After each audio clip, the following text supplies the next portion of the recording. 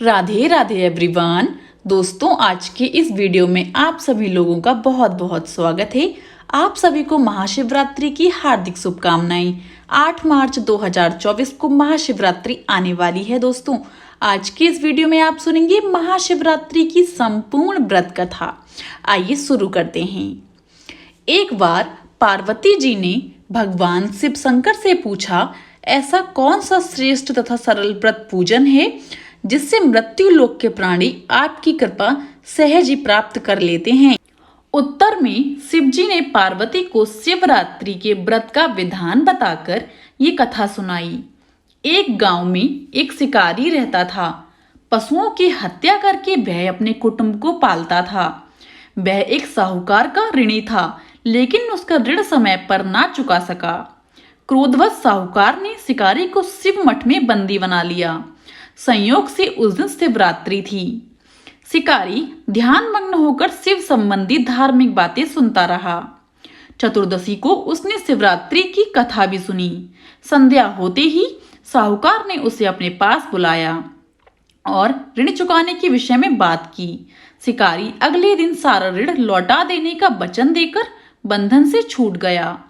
अपनी दिनचर्या की भांति वह जंगल में शिकार के लिए निकला, लेकिन दिन भर बंदी गृह में रहने के कारण भूख प्यास से बहुत व्याकुल था। शिकार करने के लिए वह एक तालाब के किनारे बेल वृक्ष पर पड़ाव बनाने लगा। बेल वृक्ष के नीचे शिवलिंग था, जो बिल्व पत्रों से ढका हुआ था। शिकारी को उसका पता न चला। पड़ाव बनाते समय उसने जो टहनियां तोड़ी वे संयोग से शिवलिंग पर गिरी।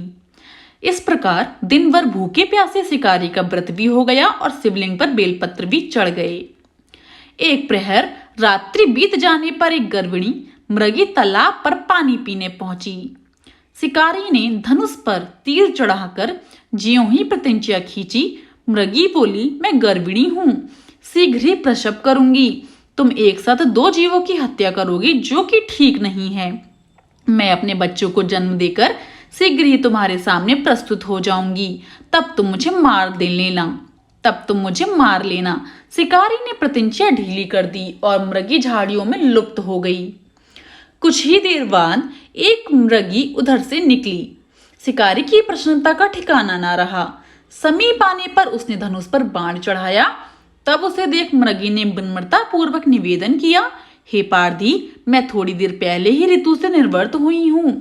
कामातुर गृहिणी हूँ, अपने प्रिय की खोज में भटक रही हूँ। मैं अपने पति से मिलकर शीघ्र ही तुम्हारे पास आ जाऊंगी। शिकारी ने उसे भी जाने दिया। 2 बार शिकार को खोकर उसका माथा ठनका। वह चिंता में पड़ गया। रात्रि का आखिरी पहर बीत रहा था, तभी एक अन्य मृगी अपने बच्चों के साथ उधर से निकली। शिकारी के लिए स्वर्णिम अवसर था। उसने धनुष पर तीर चढ़ाने में देर न लगाई। वह तीर छोड़ने ही वाला था कि मृगी बोली, हे पारधी, मैं इन बच्चों को पिता के हवाले करके लौट आऊंगी। इस समय मुझे मत मारो। शिकारी हंसा और बोला, सामने आए शिकार को छोड़ दूं मैं? ऐसा मूर्ख नहीं। इससे पहले मैं 2 बार अपना शिकार खो चुका हूं। मेरे बच्चे भूख प्यास से तड़फ रहे होंगे। उत्तर में मृगी ने फिर कहा, जैसे तुम्हें अपने बच्चों की ममता सता रही है, ठीक वैसे ही मुझे भी। इसलिए सिर्फ बच्चों के नाम पर मैं थोड़ी देर के लिए जीवन दान मांग रही हूँ तुमसे।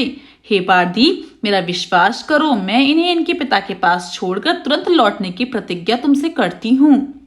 मृगी का दीन स्वर सुनकर शिकारी को उस पर दया आ गई। उसने उस मृगी को भी जाने दिया। शिकार के अभाव में बेल वृक्ष पर बैठा शिकारी बेलपत्र तोड़ तोड़ कर नीचे फेंकता जा रहा था। पौ फटने को हुई तो एक हष्ट पुष्ट मृग उसी रास्ते पर आया।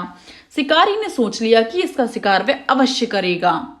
शिकारी की तनी प्रतिज्ञा देखकर मृग विनीत स्वर में बोला, हे पारधी भैया, यदि तुमने मुझसे पूर्व आने वाली 3 मृगियों तथा छोटे छोटे बच्चों को मार डाला है, तो मुझे भी मारने में विलंब ना करो, ताकि उनके वियोग में मुझे एक क्षण दुख भी ना सहना पड़े।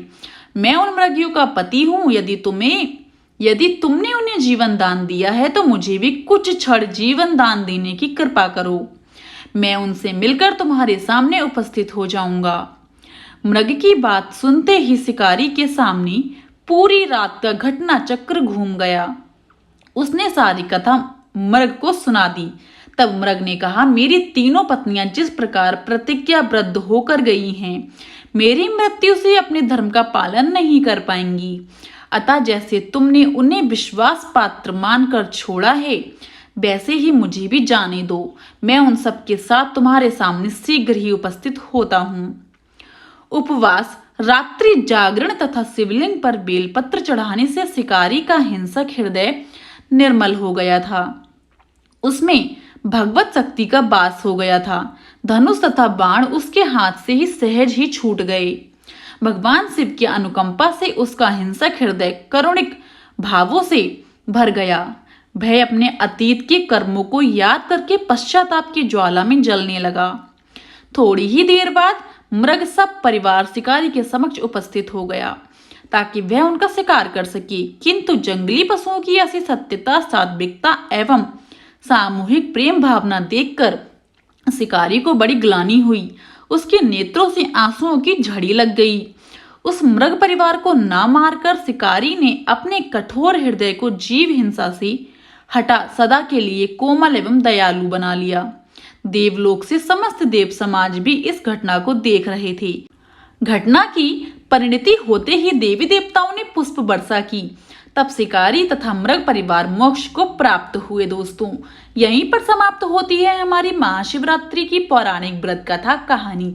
दोस्तों, अगर आपको पसंद आई हो तो जाने से पहले मेरे चैनल को लाइक, शेयर एंड सब्सक्राइब करना बिल्कुल भी ना भूलें। And also press the bell icon ताकि मेरी कोई भी वीडियो आए आपको नोटिफिकेशन तुरंत मिल जाए। आप सभी को मेरी तरफ से महाशिवरात्रि की हार्दिक शुभकामनाएं। राधे राधे एवरीवन।